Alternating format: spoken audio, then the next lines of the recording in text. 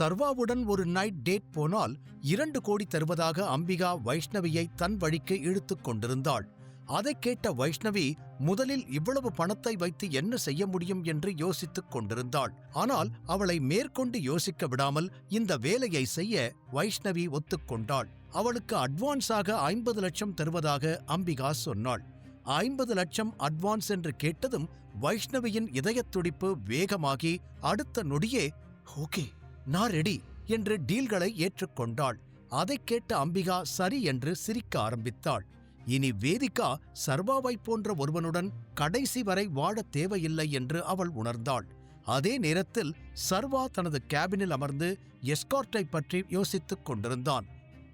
மேலும் இன்னும் நிறைய இன்ஃபர்மேஷன்களை பெற லட்சுமணனுக்கு கால் பண்ண விரும்பினான். அப்போதுதான் யாரோ அவனது கேபின் கதவை தட்டினர். சர்வா தனது எண்ணங்களிலிருந்து யதார்த்தத்திற்கு திரும்பி கமென் என்றான். கதவு திறந்து மாயா உள்ளே வந்து, சார் நான் திரும்பி வந்துட்டேன் சார் என்றாள். அதற்கு சர்வா, குட் ஒர்க், தேங்க்ஸ். அங்கே ஏதாவது ப்ராப்ளம் இருந்துச்சா என்று கேட்டான். அதைக் கேட்ட மாயா இல்லை என்று தலையை ஆட்டி, நோ சார், ஆனா அங்கிருந்து ஒருத்தர் உங்களை மீட் பண்ணணும்னு சொன்னாங்க, அதனால அவங்களும் என் கூட வந்திருக்காங்க என்றாள். மாயா அவளின் வார்த்தைகளை முடித்ததும் இந்து கேபினுக்குள் வந்தாள். சுருள் முடியுடன் சுமார் 35 வயது நிரம்பிய TK கார்ப்பரேஷனின் டைரக்டர் இந்து சர்வாவை பார்த்து, குட் மார்னிங் மிஸ்டர் சர்வா, நான் இந்து, நான் உங்ககிட்ட கொஞ்சம் தனியா பேசணும். நான் இப்படி உங்க பெர்மிஷன் இல்லாம உள்ள வந்ததுக்கு ஐ எம் ரியலி சாரி. நீங்க என்ன தப்பா நினைக்க மாட்டீங்கன்னு நம்புறேன் என்றாள். அதற்கு சர்வா, இட்ஸ் ஓகே என்று தலையசைத்து மாயாவை பார்த்து, நீ போகலாம் என்றான். அதைக் கேட்ட மாயாவும் சரி என்று தலையசைத்து அவன் கேபினிலிருந்து வெளியேறினாள். சர்வா இந்துவை உட்கார சைகை செய்தான். தேங்க்ஸ் என்று இந்து மெதுவாக உட்கார்ந்து பின்னர் சர்வாவை பார்த்து, மிஸ் மாயா, நீங்க கொஞ்ச நாள்ல எங்க கம்பெனியை க்ளோஸ் பண்ண போறதா சொன்னாங்க, அதை கேட்டுதான் நான் உங்களை மீட் பண்ண வந்தேன் என்றாள். அதைக் கேட்ட சர்வா, ஆமா, இப்போதைக்கு அந்த கம்பெனியில எதுவும் இல்லை, அதனால அடுத்து ஒரு நல்ல ஐடியா கிடைக்கிற வரைக்கும் அந்த கம்பெனியை க்ளோஸ் பண்ணலான்னு முடிவு பண்ணேன். எதுக்கு தேவையில்லாம ஒரு கம்பெனியை ரன் பண்ணணும் என்றான். அதற்கு இந்து ஆமாம் என்பது போல தலையசைத்து, I can understand your decision sir, நான் அது சம்பந்தமா உங்ககிட்ட ஒரு ஃபேவர் கேட்டுட்டு போலான்னு தான் இங்க வந்தேன் என்றாள். அதைக் கேட்ட சர்வா அவன் புருவங்களை உயர்த்தி, என்ன மாதிரியான ஃபேவர் என்று கேட்டான். அதற்கு இந்து உடனே, சார், நான் AK கார்ப்பரேஷன்ல லாஸ்ட் 5 இயர்ஸா ஒர்க் பண்ணிக்கிட்டு வரேன். இனிமே ஒரு ரெஸ்யூம் எடுத்துட்டு ஒவ்வொரு கம்பெனியா ஏறி இறங்க என்னால முடியாது. அதனால whenever you start something new or a new company, can I join it என்று கேட்டாள். சர்வா ஒரு கணம் அவளை பார்த்துவிட்டு மெதுவாக தலையசைத்து, ஓகே, அதுல எனக்கு எந்த ப்ராப்ளமும் இல்லை. அந்த மாதிரி நான் ஏதாவது நியூவா ஸ்டார்ட் பண்ணா நீங்க தான் first employee. You will have to work harder, right என்றான். அதற்கு Hindu, sure sir, I will give my 100% என்று புன்னகையுடன் சொன்னாள்.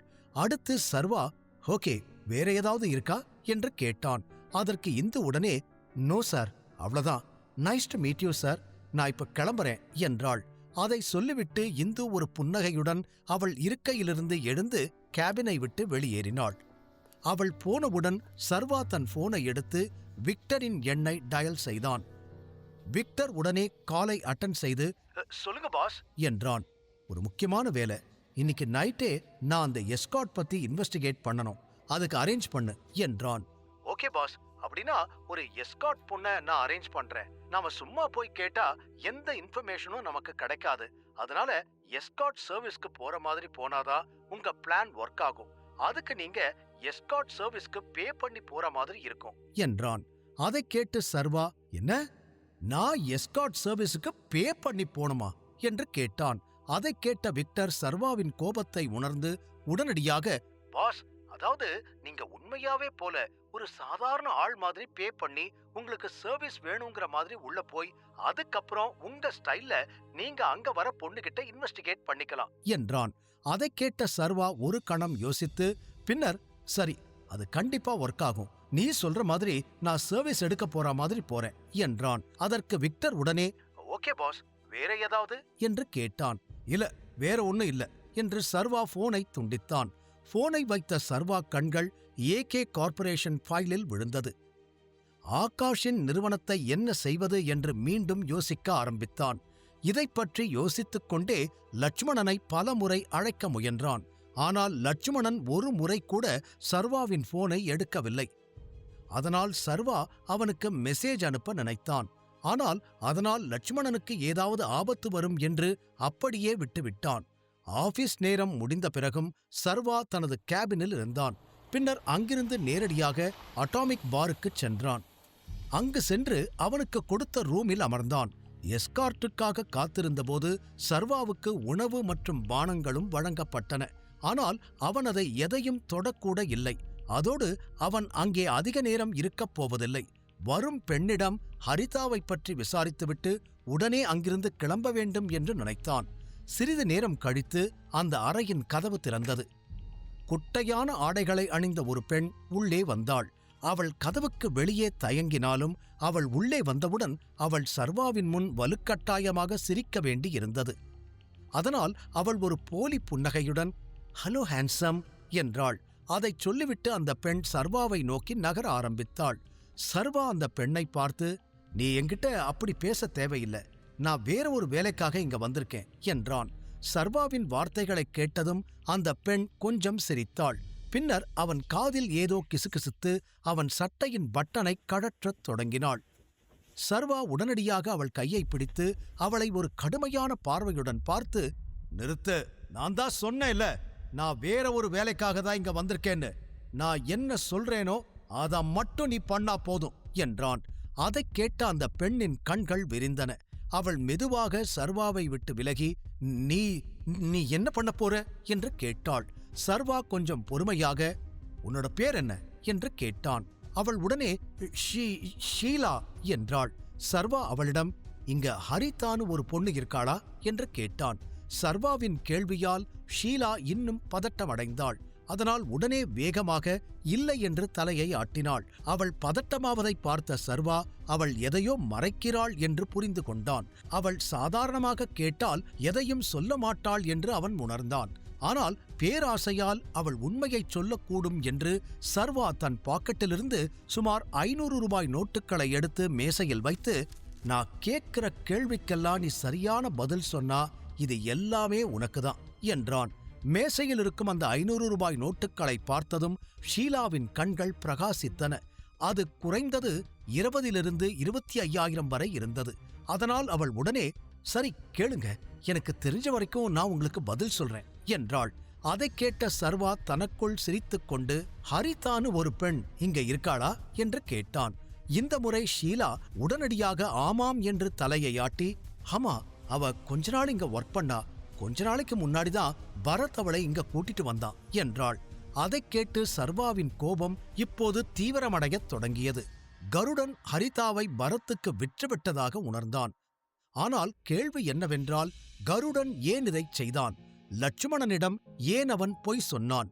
சர்வாவின் மனதில் இந்த கேள்விகள் மட்டுமே திரும்ப திரும்ப வந்து கொண்டிருந்தது. ஆனால் அவனுக்கு எந்த பதிலும் கிடைக்கவில்லை. அவன் மேலும், "நான் அவளோட பேரை சொல்லி ஃபர்ஸ்ட் டைம் கேட்டப்போ நீ ஏன் ரொம்ப பதட்டமாயிருந்த? அவ இன்னும் இங்கதான் இருக்காளா?" என்று கேட்டான். சர்வாவின் கேள்விக்கு ஷீலா தலையை ஆட்டி, "இல்ல, இப்ப அவ இங்க இல்ல" என்றாள். சர்வா கேள்விக்கு பதிலளித்த பிறகு ஷீலா மேஜையிலிருந்த பணத்தை எடுக்கத் தொடங்கினாள். "நீங்க கேட்ட எல்லா கேள்விக்கும் நான் பதில் சொல்லிட்டேன், இந்த பணையெல்லாம் எனக்குதானே?" என்றாள். அதைக் கேட்ட சர்வா ஆமாம் என்று தலையை ஆட்டி, "ஹரிதா இப்ப எங்க இருக்கா?" என்றான். சர்வாவின் இந்த கேள்வியைக் கேட்டு ஷீலா மீண்டும் பதட்டமடைந்தாள். அவளால் தெரியாது என்று பொய் சொல்ல முடியும்.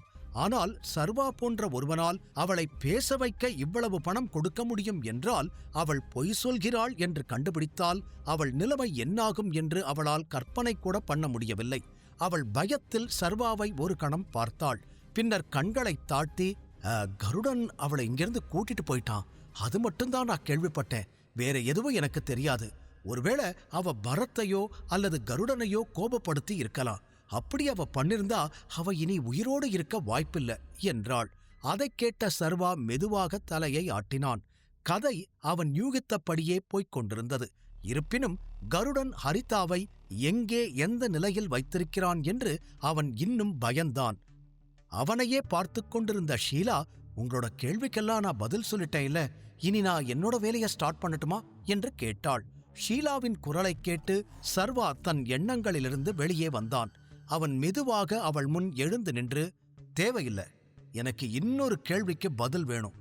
பரத் எங்க இருப்பான் என்று கேட்டான். அதைக் கேட்ட ஷீலா, பரத் யாரு, எப்படி இருப்பான், எங்க இருப்பான்னு இங்க இருக்கிற யாருக்குமே தெரியாது என்றாள். அதைக் கேட்ட சர்வா அவள் கண்களை உற்றுப் பார்த்தான். அவனுக்கு இன்னும் நிறைய கேள்விகள் இருந்தன. ஆனால் ஷீலாவிடம் அதற்கெல்லாம் பதில் இல்லை என்று தோன்றியது. பிறகு அவன் அந்த அறையிலிருந்து வெளியே வந்து தன் மொபைலை பார்த்தான். அவன் மொபைலுக்கு கரிகாலனிடமிருந்து ஒரு செய்தி வந்திருந்தது. அதில் எல்லா குழந்தைகளும் சர்வாவின் வீட்டை அடைந்து விட்டதாக அவர் தெரிவித்திருந்தார். அந்த செய்தியை படித்த சர்வா அவன் மனதில் ஒரு வேதனையை உணர்ந்தான். அந்த குழந்தைகள் எல்லோருக்கும் இந்த உலகின் அனைத்து வசதிகளையும் அவனால் கொடுக்க முடிந்தாலும் பிந்துவை அவளது தாயுடன் மீண்டும் சேர்க்க அவன் தவறிவிட்டான். கருடன் ஹரிதாவை கொன்றிருக்கலாம் என்று அவனுக்குள் பயம் இருந்தது. சர்வா காரில் ஏறியவுடன் விக்டர், ஏதாவது இன்ஃபர்மேஷன் கிடைச்சதா பாஸ் என்று கேட்டான். அதைக் கேட்ட சர்வா, இன்ஃபர்மேஷன் கிடைச்சது, ஆனா ஹரிதா எங்க இருக்கான்னு இன்னும் என்னால கண்டுபிடிக்க முடியல என்றான். மேலும் ஆனா ஹரிதா இங்க எஸ்காட்டா இருந்திருக்கா என்றான். அதை சொல்லிக்கொண்டே சர்வா காரை ஸ்டார்ட் பண்ணி ஓட்டிக்கொண்டே, பரத் கருடன் மூலமாதான் பொண்ணுங்களை கிட்னாப் பண்ணி அவங்கள எஸ்காட்டுகளா மாத்தி அதுல பணம் சம்பாதிக்கிறான். அப்படின்னா அவன் கண்டிப்பா கருடனோட க்ளோஸ் சர்க்கிள்ல யாரோ ஒருத்தனாதான் இருக்கணும் என்றான். அதைக் கேட்ட விக்டர், ஆனா பாஸ், யார் அந்த பரத்? இதுவரைக்கும் நான் இந்த பேரை கேள்விப்பட்டதே இல்லையே என்று கேட்டான். அதற்கு சர்வா தோள்களை குலுக்கி, இதுவரைக்கும் யாருமே அந்த பரத்தை பார்த்ததே இல்லை. யாருமே, அந்த எஸ்காட் கேர்ள்ஸ் கூட அவனை பார்த்ததில்லை. அவன் அண்டர் கிரவுண்ட்ல இருந்து இந்த வேலையை பண்ணிக்கிட்டு இருக்கான். ஹே வெயிட், ஒரு நிமிஷம் என்று சொல்லிவிட்டு சர்வா ஏதோ உணர்ந்தான். ஒருவேளை இந்த பரத் தான் ஆதிசேஷனோட பையனாயிருப்பானோ என்று கேட்டான். சர்வாவின் யூகத்தை கேட்டு விக்டரும் ஆச்சரியப்பட்டான். ஆனால் அவனால் அதை ஏற்றுக்கொள்ள முடியவில்லை.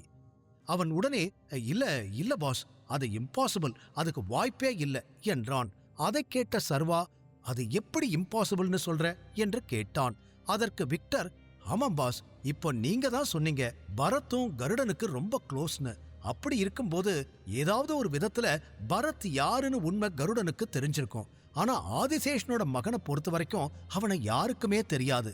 அவன் பேர் என்ன, எப்படி இருப்பான், இப்ப எங்க இருக்கான், என்ன பண்ணிக்கிட்டு இருக்கான், இப்படி எதுவுமே தெரியாது என்றான். அதைக் கேட்ட சர்வாவும் தலையை ஆட்டி, இங்க பாரு, எனக்கும் 100% ஷுவரா தெரியாது. ஆனா இத பத்தி கொஞ்சம் நல்லா யோசிச்சு பார் விக்டர். கருடனுக்கு பரத்தை தெரியும், அதே சமயம் அவனுக்கு ஆதிசேஷனையும் தெரியும். ஆனா கருடனுக்கு அவங்க 2 பேருக்குள்ள என்ன ரிலேஷன்ஷிப் இருக்குதுன்னு தெரிஞ்சுக்க வேண்டிய அவசியம் இல்லையே. அதே மாதிரி ஆதிசேஷனோட கேங் மட்டும்தான் பொண்ணுங்களை கடத்தி அவங்களை எஸ்காட்டுகளா மாத்திர கொடூரமான வேலையை பண்ண முடியும். அதே மாதிரி அவனோட பார்ல தான் இந்த மாதிரி வேலையெல்லாம் நடக்குது. நீ எங்க சுத்தி போனாலும் எல்லா பாயிண்ட்டும் ஆதிசேஷனை சுத்தி தான் வருது. அதனாலதான் என்னால அதை இக்னோர் பண்ண முடியல என்றான்.